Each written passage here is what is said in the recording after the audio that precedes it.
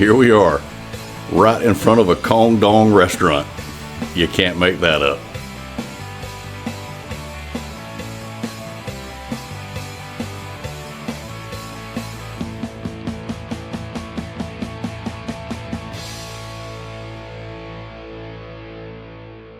And that's how our journey begins.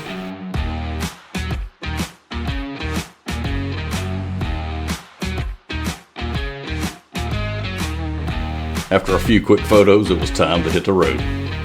Our itinerary was completely packed. We had obligations all the way across the U.S., and our goal was to be in Santa Monica in just 7 days.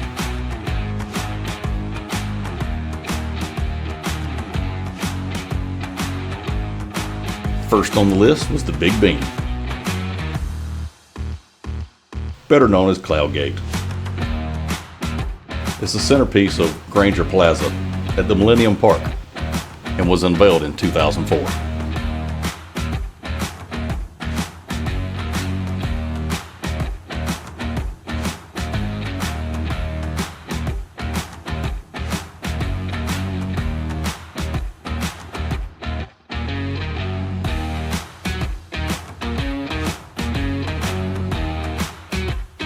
This was my first time seeing Lake Michigan. It didn't disappoint. From here we would travel south and southwest, and it was really good to get out of the city. Next stop, Two-Cell Jail of Gardner, Illinois. Built in 1906, but was closed in the late 1950s. Definitely a picture moment.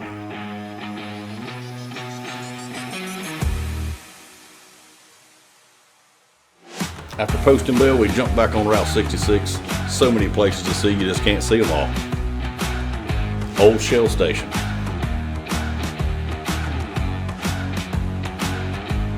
The Hot Dog Muffler Man.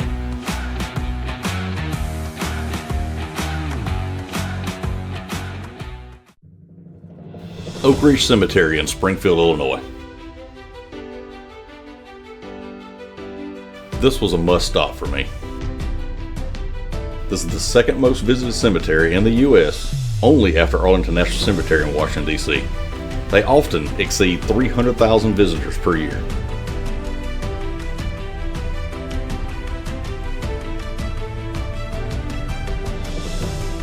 After Abraham Lincoln's assassination, his body was eventually laid here to rest in 1874.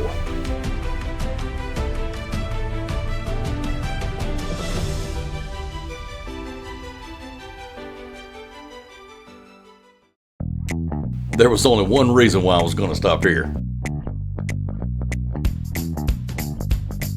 I believe that may be it. We crossed over the Mississippi with a slight shower. This would be the only rain we would see for the rest of the trip.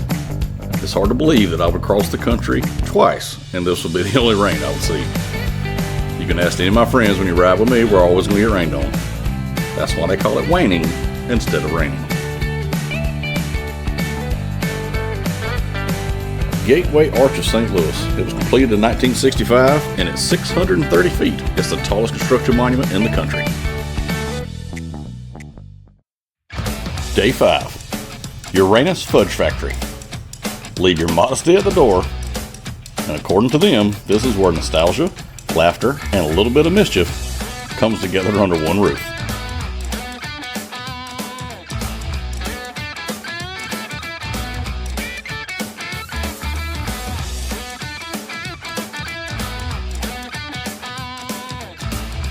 You have no idea how you'll be greeted once you walk through the door, but I guarantee it'll get your attention.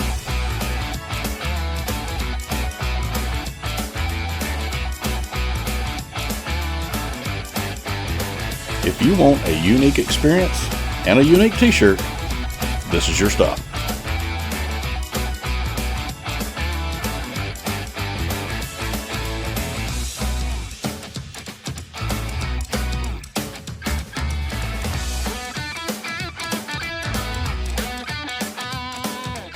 Johnson's Creek Bridge. This is located in Lawrence County, Missouri. and the bridge was built in 1923. This bridge actually predates Route 66, and this section of pavement is original.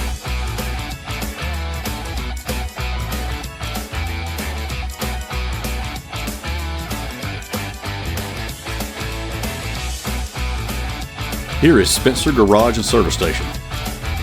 Here, this includes a cafe and a barbershop.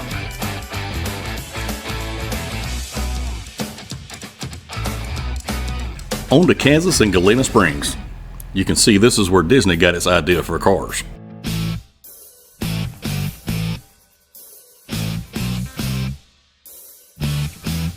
Rainbow Bridge. This bridge is a single-span concrete marsh arch bridge, and it's the sole surviving bridge of this type on the entire length of Route 66.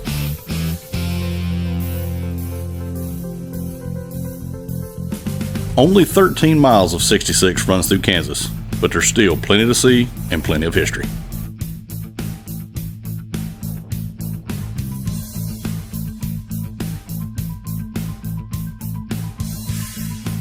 We came into Oklahoma behind schedule.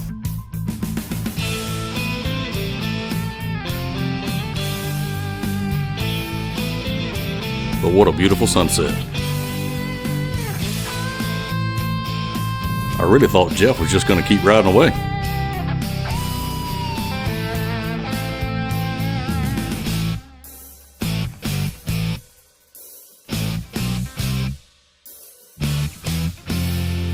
Coming in late to Tulsa.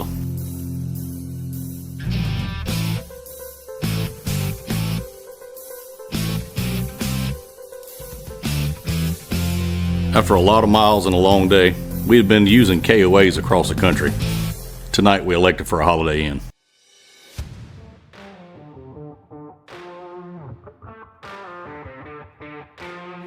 Day 6 started with a true Route 66 roadside attraction. Completed in 1972 by zoologist Hugh Davis, he actually built the whale for his wife Zelta for an anniversary gift, who collected whale figurines. It was open as a summer swimming hotspot for years until it closed in 1988 for any water fun. But you can still stop and walk through though.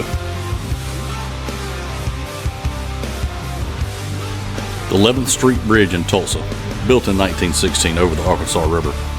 From this pedestrian path you can see the Arkansas River, observe the bridge, and overlook the Cyrus Avery Centennial Plaza.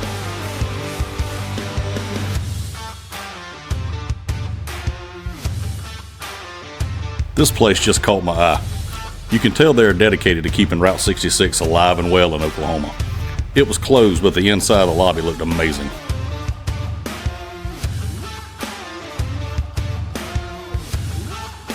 Seba Station, Warwick, Oklahoma. If you love motorcycles, this is your place. This was easily one of my favorite spots on Route 66. I could have spent the entire afternoon poring over all these old bikes. The owners were great, and they took the time to answer all my questions. I only purchased one shirt on the entire trip of Route 66, and it was from Seba Station.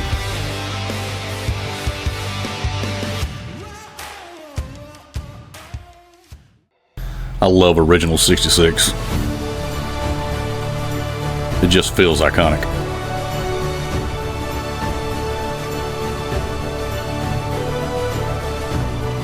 Arcadia Round Barn was built in 1898 by William Oder. He was told that it could not be done. He then soaked lumber in water and carefully bent them into a rounded shape. Once Route 66 came through in 1926, Round Barn quickly became a favorite spot for tourists.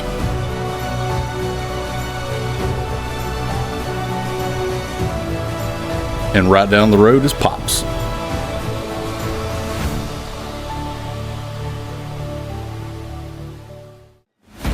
The Stafford Air and Space Museum was built in 1993.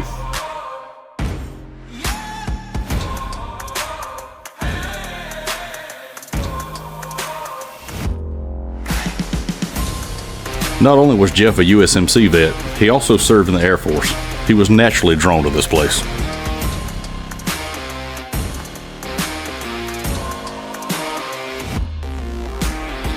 But what stole the show was this F-117 Nighthawk. We own the night.